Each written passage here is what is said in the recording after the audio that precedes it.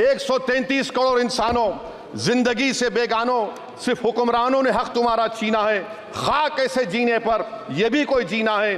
बेशऊर भी तुमको बेशऊर कहते हैं, सोचता हो ये नादान कैसे हवा में रहते हैं। 133 करोड़ इंसानों, कब तक यह खामोशी? चलते फिरते जिंदानों, गरीब खवातीन, नौजवानों, किसानों से रोने की सदाएं आती हैं। जब शबाब पर आकर खेत लहलाता है, किसके नैन रोते हैं, कौन मुस्कुराता है? काश तुम भी समझो, काश तुम भी जानो किस कदर भयानक है जुल्म का ये ढब। देखो रख से आतिश आहन देखते ही जाओगे, होश में ना आओगे। और अनएम्प्लॉयमेंट पर अभी बोला गया नौकरियां दे रहे हैं, तो शायर ने इनके बारे में अच्छा कहा कि फूल शाखों पर खिलने लगे तुम कहो, जाम जिंदों को मिलने लगे तुम कहो, चाक सीनों के सिलने लगे तुम कहो। इस खुली झूठ को, जहन की लूट को मैं नहीं मानता, मैं नहीं जानता। शुक्रिया। बजट की स्पीच में फाइनेंस मिनिस्टर ने 4 बरादरियों का जिक्र किया। भारत की सबसे बड़ी अक़लियत मुसलमान है, 17 करोड़। मैं हुकूमत से जानना चाहता हूं कि क्या 17 करोड़ मुसलमानों में गरीब नहीं है, नौजवान नहीं है, किसान नहीं है, ख़वातीन नहीं है? वतन अजीज़ में सबसे गरीब मुसलमान है, सबसे ज़्यादा नाखवानगी मुस्लिम ख़वातीन में। AIDS और PLFS का डेटा ये बताता है कि मुसलमानों में सबसे कम असासे हैं और कंजम्पशन लेवल दूसरे मजहबी ग्रुपों के बनिस्बत सबसे कम है। तालीमी इदारों में मैडम 15 और 24 साल की उम्र में भर्ती एनरोलमेंट में मुसलमानों की सिर्फ 29%, शेड्यूल कास्ट की 44%, हिंदू OBC के 51% और हिंदू अपर कास्ट की 59% है। हायर एजुकेशन मुसलमानों का एनरोलमेंट सिर्फ 5% है। PLFS का 2018-19 का डेटा वेज एम्प्लॉयज़ बताता है कि मुसलमान 22% थे, 2022-23 में 15% हो चुका है। सेल्फ एम्प्लॉयमेंट में मुसलमान, हिंदू, सिख से ज़्यादा 58.4% है। रेगुलर वेज एम्प्लॉयमेंट में सबसे कम मुसलमान है 15% और कैजुअल लेबर में सबसे ज़्यादा मुसलमान 26% है। तो मुसलमानों का शेयर रेगुलर एम्प्लॉयमेंट में लॉस हो रहा है एम्प्लॉयमेंट का। मुसलमान नौजवानों का ना रोज़गार मिलता है, ना तालीम के मौक़े, ना हुकूमत उनको कोई तरबियत सहूलत दी जाती है। मैं मोदी हुकूमत को एक मुसलमानों का एक अछूत बना दिया है, ना कोई सियासी नुमाइंदगी है, ना मुल्क की तरक्की में इनका कोई हिस्सा दिया जा रहा है। मैं मैडम माइनॉरिटी वेलफेयर मिनिस्ट्री में 2023-24 में 38% की बजट में कमी कर दी गई, 5,000 से 3,000 करोड़ कर दिया गया। इस साल के बजट में सिर्फ चंद 100 करोड़ का इजाफा किया गया, मगर 23-24 के बजट के लेवल पर पैसे मुख्तसर नहीं किए गए। ये मोदी हुकूमत की बदनीयती और झूठा कमिटमेंट है, झूठा कमिटमेंट अक़लियतों के ताल्लुक से। तालीम के उस अक़लियती स्कॉलरशिप मैडम अक़लियतों के गरीब तलबा और तालिबात को दी जाती रकम में कमी कर दी गई। 2019 में मोदी ने कहा था कि 1 करोड़ स्कॉलरशिप दिए जाएंगे, अब सिर्फ 58 लाख दिए जा रहे हैं। 47% अक़लियती एप्लीकेंट्स को हर साल स्कॉलरशिप से महरूम कर दिया जा रहा है।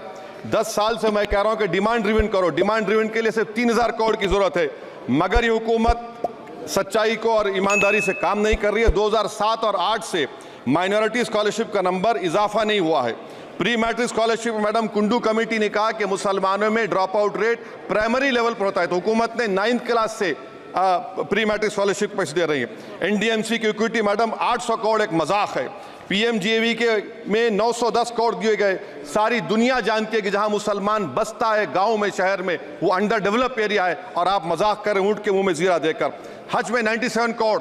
हज कमेटी एक रिश्वत का मरकज बन चुका है। प्राइवेट टूर ऑपरेटर्स के एक लाइसेंस के लिए पैसे देना पड़ता है, बिल्डिंग सिलेक्शन के लिए पैसे देना पड़ता है, मीना मुजदलफा में कंपनी के सिलेक्शन के लिए पैसे देना पड़ता है। मैं हुकूमत से मुतालबा करता हूं कि ख़त्म किया जाए और CBI से इंक्वायरी करवाई जाए। मोदी हुकूमत को अक़लियतों, बिल्कुल मुसलमानों से नफरत को ख़त्म करना पड़ेगा। मुसलमानों को उनका दस्तूरी हक मिलना चाहिए। आप कैसे विकसित भारत बनाएंगे अगर 17 करोड़ मुसलमान नफरत करेंगे? मैडम, पूरी स्पीच में फाइनेंस मिनिस्टर के बच्चों का जिक्र नहीं है। आज हमारे देश में 66 लाख बच्चे रोज भूखे सोते हैं। 46 मिलियन बच्चे स्टंटेड हैं मेल न्यूट्रिशन की वजह से।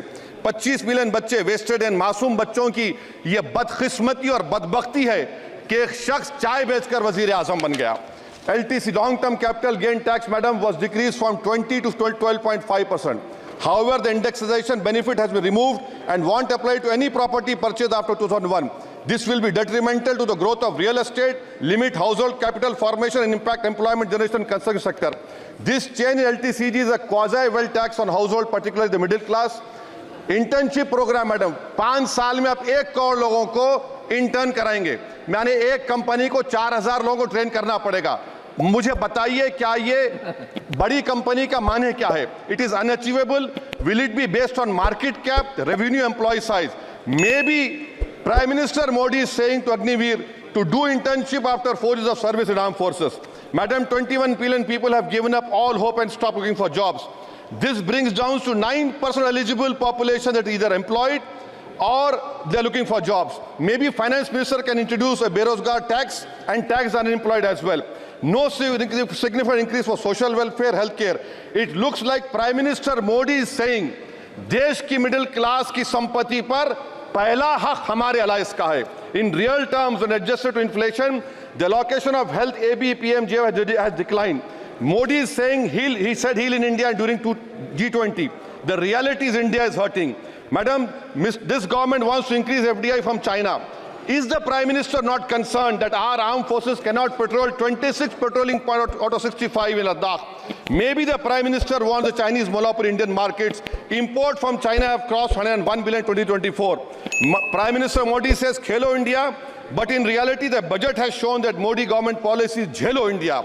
गरीब, middle class, farming, city dwellers, men and women, सब मोदी को झेल रहे हैं. Madam, in the current financial year, in February 5th, 15,993 MSMEs have been closed.